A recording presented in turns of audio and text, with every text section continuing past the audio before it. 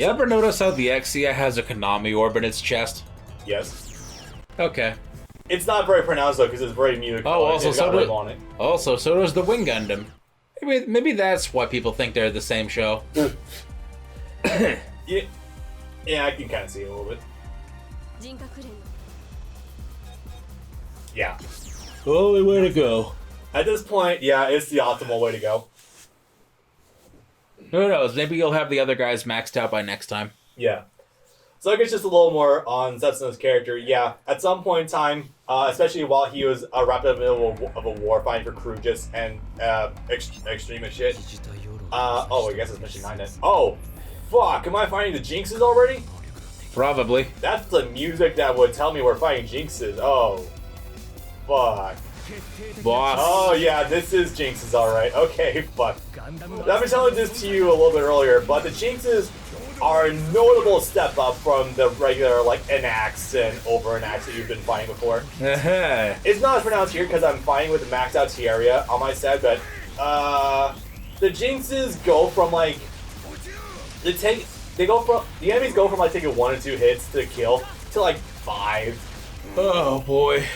So it's a noticeable jump in difficulty. So I'm really glad that at this point in time I have a lot of these characters already maxed out, and I was insistent I'm gonna use my laptop for this because I have already in sad investment in this. Otherwise this would be very fucking difficult. Class could have been copied. Not really. Apparently trying to transfer memory cards for the PS2 emulator is kind of tricky. I mean, we could have just copied the whole emulator by itself, but that wouldn't have been so bad. I can't imagine it's terribly big. Yeah. Oh, wait a minute. Wait, wasn't this an attempt at capturing one of the... No, it's not. Okay, alright, well we just gotta cover the Talmage for a little bit. Luckily only 21, so that's fine. Only. I know, only. The optimal way to play this is just to use the Talmage as bait, and just to pick up the Jinxes one at a time. I know it might sound incredibly mean, but I mean... Are you still in the confined arena, or can you actually move from place to place? Technically I can move, but it's like a regular, just 3D arena. It's not too impressive. Huh. Okay, this is gonna be fucking rough. Background's pretty. Background's very pretty, yeah. This game is very pretty for a PS2 game. Again, it's not Final Fantasy 12, but it definitely pushes the game's engine, or the game engine quite a bit. Of course it's not. This is a Banco game. I'm not 100% sure it is, though. Like, it probably is. Published. Oh, wait, there we go. Kind of win. And yeah, just kill 10? Yeah. Even then, I can cut this early. What the? What's the matter? I took out 9, but... yeah, I took out 9, but it's still registering just that many left. That's weird. Okay, well, we got Hustle before Thomas is actually destroyed. Fuck. Oh, wait! No, I know what this mission... I know exactly what this mission is. Yeah? After the Jinxes are acquired by all the nations together, they actually do manage to track down the Talmage really fucking quickly. And so everyone has to go out and defend them. During this time period, as we're going to see in the upcoming cutscene, Veda knocks all of everyone's systems offline. However, because Sumeragi is a brilliant fucking woman and the best one ever, she has brilliant scientist. Brilliant scientist. Thanks, Go Through Dad. Has the idea of backing up Veda's files and operating system, and has Felt just implant them when they get knocked offline. Fucking brilliant. Tierra takes it very hard, though. Oh god, does he? He costs, Tierra is a broken man. He's kind of inadvertently sort of responsible for Lock-On dying. But not, yes. Like, the smoking gun isn't in his hand, but he did cause Lock-On a handicap. Back online. Thanks, Felt. You're good for something sometimes. You make that solid Season 1 fan service. And also, I'm going to learn fashion now. Thanks, Chris, for dying. Except that never comes to pass. Hello, boss, all of a sudden. Wait, what the fuck's boss? Who am I even fighting? Okay, well, we don't have to defend a Talmage anymore, so that's good. Yeah. Oh, there, I think that's her again. Yeah, that's Akio Otsuka. Yep, okay. That's Solid Snake. So, side note, Sergei is one of the best developed characters ever. Holy crap. Yes. It's weird to have, like, the... He's Ramba. It's weird to have, like, the dad... Oh my god, you're right. It's weird to have, like, a dad-type character. He's Alleluia's Ramba. Oh my god, you're right. It's weird to have, like, a dad-type character in one of these shows that's actually reasonable and a very fucking good character. And to have their son be the absolute fucking worst. Oh my god, fuck that guy so much. As someone who's seen the next Gundam show immediately after Gundam 00, yeah, I can tell you that it's the father/grandfather who was the absolute worst character in the entire universe. Thank you, H. I make no bones about calling him Flitler, because until literally the last 3 minutes, he is trying to genocide an entire race of people. For the entire 50 episodes up until that point, and up until the last 5 minutes, where out of nowhere, seeing a mobile armor trash the colony/planet that he wants to destroy, he's like, nah, I'm gonna help them instead. For literally no reason. Fuck off. Wonderful. You don't deserve to become a hero just because you help them at the very last minute. Yeah, you don't get credit for that one. You still need to be aptly punished for the thousands, if not millions, of Vegans that you fucking killed. Spend an entire season redeeming yourself, and maybe we'll talk, but yeah. Literally the last episode, and he's in his 70s, so he's too late to do any physical redemption. Yeah, fun. Anyway, so we're gonna obviously see this when we get to both Lock-On and Tierria stories, but unfortunately, a little outage, funny enough, ended up costing Lock-On his eye because he was defending Tierria from Coleslaw. Yeah, Yep. Coleslaw dealt that blow. Never forget that. Yes. Coleslaw is fucking great. Coleslaw's my boy. In an ironic way, Coleslaw is like one of the best characters. Yeah, speaking of which, There it is. now we got the Captain Harlock look. Coleslaw is my son. I mentioned this before, but I definitely would absolutely want to cosplay one of the lock-ons. Whichever requires you to buy less stuff, which means not buying an eye patch. Which means being Lyle. And that's okay, because Lyle's a cunt, and I love him.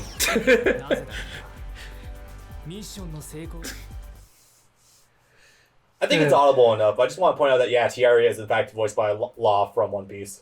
It should be pretty Hiroshi obvious. Kamiya, which is funny, because Hiroshi Kamiya would actually go on to end up playing the Char of Gundam Age the very next series. Really? Yes. This first son, right? The one for season 2? No, the enemy / best friend of season 2 of second arc. Give me a moment. I didn't realize that was him. Huh. That is kind of funny. Alright, so what's happening right now? Talamanus and Nelly managed to escape that by the skin of their teeth because they were losing too many jinxes. Sergei hadn't gotten an adequate enough game plan laid out, so they backed off. Yeah, so that was a whole thing that was happening. I'm gonna admit, Zehart Galette was his name. Jesus. Fuck that. That's a name. Series is weird. Yes. I would like to mention that one of the things that does make 00 absolutely amazing is that it tries to really moral gray area all the villains. Like, Sergei is obviously one of the antagonists. We get that because he's on the enemy's side. But he's also a great endearing character because you're inside of his head a lot. And, like, you see his internal struggle on questioning the chain of command often. Especially in Season 2. Oh my god, I feel so... Well, Saji. I feel so fucking bad for Saji sometimes. Saji has it the worst. Saji is responsible for dozens of people dying inadvertently because Sergei trusted no one. Or Sergei... Sergei and Saji have nothing to do with each other. That's not true. Sergei did end up capturing Saji as he was crossing the desert to escape. That was from, Sergei? The Bear of Russia, yeah. Yeah. Huh. You know, that whole bit was just cut out of the OVAs. Well, it started off with one of the not Titans. I forgot the faction's name on here. Outlaws. Yeah, it started off with one of the Outlaws interrogating him and just punching the fuck out of Saji because of course. Catharon. That was the dude's name. Yeah, Saji's inadvertently responsible for like dozens of Catharon people being murdered. Yeah. Ambulation errors. Fun stuff. Okay. I've actually never seen that one before. That was hilarious. Okay, so I don't remember exactly what Setsuna was doing back on Earth at this point in time. I think this might have been the point where he mysteriously reappeared back on Earth and stepped into Marina's window. It was like, why is the world so twisted? And as edgy as a boy as Setsuna is portrayed sometimes, I fucking love him still because he's at least questioning why have an answer. She has no idea what the hell he's doing there. She doesn't even question it too much, like, oh, you're in my windowsill, this is fine. She's just kind of baffled by the whole thing, and he leaves before she can even attempt to give an answer. She looks down and looks back, and he's gone, and it's just like, why do you even bother making the trip sets now, seriously? He likes fucking with people. Oh yeah, something. There was a bunch of other side quests that are happening with Marina because she's the princess leader of Kazakhstan. Tripping that name for some reason. And Setsuna did come from the neighboring country Krujis before it was assimilated into Kazakhstan. There's a dynamic there. It's just a shame that Marina is an absolutely nothing character. Yeah. And then she gets worse in season 2. I can't believe that. She starts off from a concerned mom to becoming an actual mom. So serves the same basic purpose, kind of, as Kudelia, but she's about as unlikable as what the fuck was her name? Peacecraft. Being completely honest, Kudelia is so much better than Marina. That takes a while. That takes like 20 goddamn episodes. Kudelia to come into her own. Kudelia is on board with the boys, and this is Godzilla right here, and tries to actively seek out to help to make a difference. And she does do that sometimes, like with learning how to cook or just like trying to operate a med bay. Patch up the boys. Yeah, like she actively does contribute, whereas Marina is concerned mom for almost all of season 1. And then becomes a babysitter for characters that are off screen. Why am I also fighting? And why am I fighting Nate at the same time while he's here? Oh, I'm defending her, okay. Yeah, oh right, so Aliel Sanchez just shot Johan and Michael. So Aliel Sanchez is a god-tier mercenary man and also and a motherfucker. And top husband, and also like the best character. Probably one of the best antagonistic forces we've ever had in Gundam, actually. Yes. Like, next to, like, OG Ramba Raw, like, he is the best because he progresses the plot so far. And, hot take, also up there with Durandal, because Durandal's actually a really good villain. You'll see what I mean, but, I mean, you already saw the end of it, but, yeah. Yeah. And, oh, hey, we're red. Kaioken! Yeah, that's about it. Or... let me see if I can get my best deflection. Trans Am! So, we're Trans Am now, boys! Taranzadam! And, okay, so here's the thing about Trans Am. Oh, also... it fucks with the background. Oh, right, also during the time period, because the white reason it kicked in was because Ribbons got into Veda. In fact, and I thought someone killed. I thought someone might fuck with me, so I put this trigger into our system so that if anyone fucked with me, that I would unlock the superpower of the solar reactors. The secret of the solar reactors. Pure solar reactors, by the way. I don't think the pseudo red ones can actually activate it. Outside of like the Susanoo. They can activate a very limited form of Transam. Yeah. Not nowhere near as strong as the real thing. This is very pretty. And initially, actually, Aliel, because he is such a goddamn strong pilot, actually, he does it initially completely just overpower and just beat out everyone else.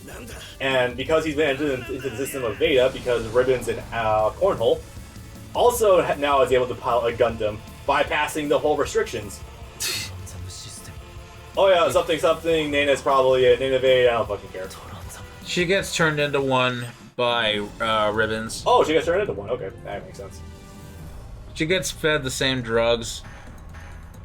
I'm fairly certain. Ass! Yeah.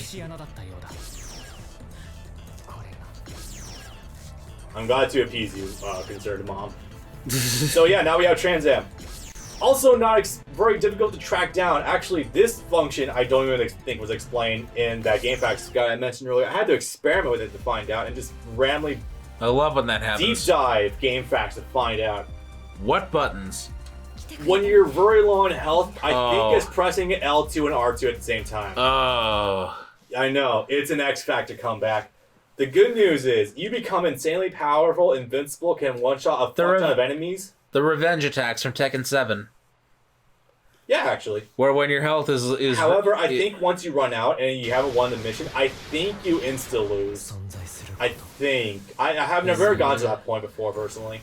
When your health is at like 40% or below, just tap R1 and you get like a 40% combo. Thanks, Tekken 7. Well, depends on how low your health is. The damage you do scaled with how low you actually are. Yeah. Ah. Oh yeah, now we suddenly have a weird-ass thing that's attached to us. The GN armor. Yep. There's a couple of them, actually. It's no double O riser, but hey, it's still kind of something, I guess. There's an original O riser. Yes, there was. It was piloted by one of the boys on the deck as well. Lasse. Yeah, Lasse. Poor Lasse. He's like nothing. Oh my god, speaking of dudes who do nothing, that one guy who... Yeah, Lishti. The guy who died alongside Christy because turned out he was a cyborg all along. We knew nothing about this until literally the moment he fucking died, and we didn't play with that so much. They made a point of actually highlighting / hiding that early on. The episode Down on Earth where they go down to the beach / pool. He's there, right. And he's actually wearing a 1920s style full bodysuit swimsuit. I know exactly what it is because of fucking Hog and I. Funny enough. They wear them in the first season of Legend of Korra. It's great. Oh yeah, that's right. God, I need to keep watching that show. Well, I just did one so far, damn it. Because at first, if you don't know what it's about, it's like, why are the brothers wearing wrestling suits? Yeah. Oh, they're swimming. Oh right, this is the Industrial Revolution. Yeah, was in fucking Speedos. Yeah. And somehow, miraculously, Sumeragi was showing even less cleavage than usual because of their swimsuit being in one piece. And Christina tells him to either take that offer to get in the water. He's embarrassed, and he's like, sorry, I can't. Yeah, he probably couldn't go in the water because of the cybernetics, yeah. Yep. Which begs the question how he showers, but I guess that's being doused and being submerged are two different things. Yeah, I probably like dry cleaning, maybe. Sponge. Yeah. What's this giant fuck off piece of gold plating that's coming towards us? Oh, there's a man there. Oh, that's a lot of GN drives. You know what it is? It's when you see those advertisements for win a gold painted video game console from Taco Bell. Oh no, I know exactly what this is. My gold encrusted YouTube subscriber button is here. I don't know if that's actually gold or not. I haven't seen one forever. My 1999 Burger King Pokemon the First movie gold-plated Pokemon cards. Jeez. Excuse me. Anyway, last battle. Also, this is the Alvatore. And I got hit by the giant fuck-off beam, damn it. So, yeah, we're on the last mission. Unfortunately, Cessna has like 3 final bosses? Of course he does. Yeah. You can probably guess who the last one is. They wouldn't put Ribbons out. No, not Ribbons, not Ribbons. God. Graham? Yes. Okay. Because of my fat-ass hurt box, I can't cast... If I get hit by one of those bullets, I get hit by all of them. This isn't horrid, but damn is it annoying. So you're fighting, Braig / Zigbar, yeah. Well, Zigbar too, I guess, but Braig / Terranort. Yeah, in manner of speaking. Ow. And he also has Yami's Sero from Soul Res. Yeah, it doesn't do quite that much because I'm in this armor, but fucking hell, might as well. This thing looks ridiculous. Which one? Not the Alvatore. The GN armor. Yes. I think they have GN armor attachments for all of them. No, it's just Setsuna and Lock On. Oh yeah, this is where that thing comes into play, because it turns out that Alvatore has a giant fuck-off GN field. So it turns out there's a reason why Setsuna has a physical sword. Because they're able to pierce GN fields. So if there ever comes a need where you have to actually, where we're up against our own kind, we have a means to deal with them. Because beam weapons do not pierce it whatsoever. What a forward-thinking man, that John Lennon. Yeah. Well, that was easy. John... Now I'm doing it, fuck. Aeolia. Aeolia is simultaneously like a really well done figure from the past who built everything up, and we know he's a genius because he basically invented the solar reactor and solar system. But and now we have like, the Alvaron. But conversely, it's like, how much shit did you actually make in the past and plan ahead for? Seriously, a lot. If that post-credits scene from Trailblazers anything to go by. You're probably right. Knew a fucking earlier version of Human Ribbons, whose name what was his name? His name was E.A. Ray. Yes. You guys are hearing that right? E.A. Like the company. It's fucking great. E.A. Ray. E.A. Ray. E. Even more so, it's a funnier thing that remember the fact that Amuro is in subs is voiced. The fact that Ribbons in subs is voiced by Amuro, which is the funniest goddamn thing ever. Except he puts on an alias, and he had done actual video interviews about around the time, and he says, "No, that's not me. That's another guy with that name." But people make that mistake all the time. Really? I think it's something about that guy who only wants to be credited as Amuro or something. I think that's probably what it was. He only wants the one credit for Gundam. Which, I mean, it's a big fucking credit, but you can use more. Like, everyone can use more credits. Something sort of similar actually happened in the dub of Bleach. Really? Yeah, where Xylopero, for the majority of his appearance, is voiced by Ben Diskin. But he, around episodes 190 to 200-ish, but he also appears before the filler arc, in around 160, give or take, when he first starts fighting Renji alone.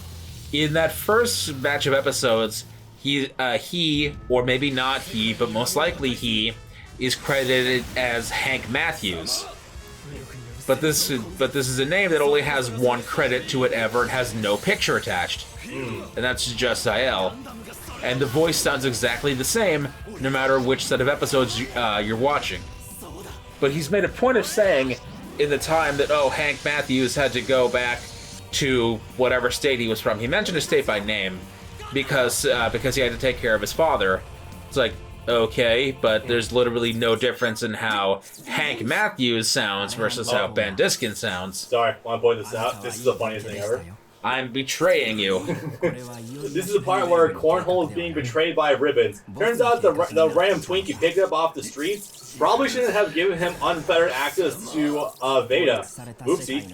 You know, it's the funniest thing. You can tell immediately from the first time you see Ribbons, not from the stupid expression he's always making, but from the color of his mint green hair, that he's the villain. From the first time you see him in episode 2 or 3 when he cameos. Yeah. You can tell immediately, okay, this guy is the villain, no matter what. It's made blatantly clear in the OVA, which doesn't even try and pretend of it. Which, I mean, I guess it's trying to be more so, just from his perspective, but still. I think the reveal is kind of decent for that. And Graham is still here, and he wants a fucking showdown, goddammit.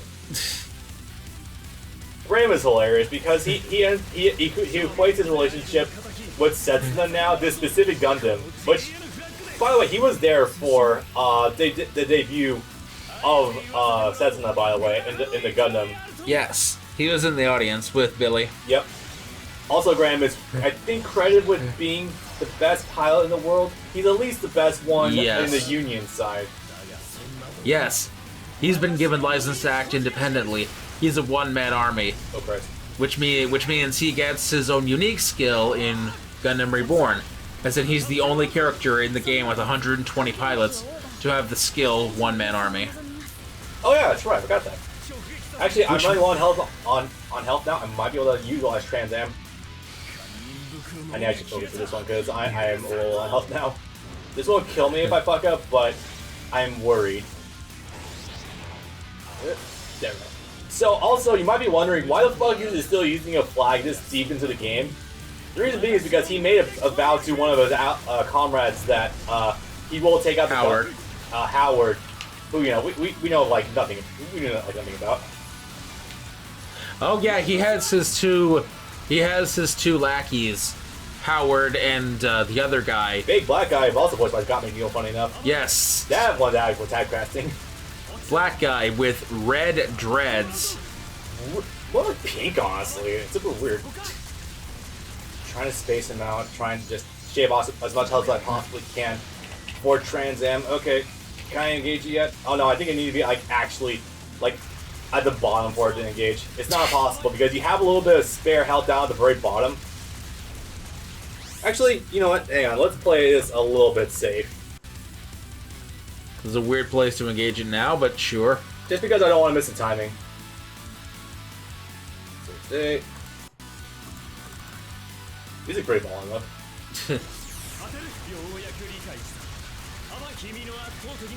Come on.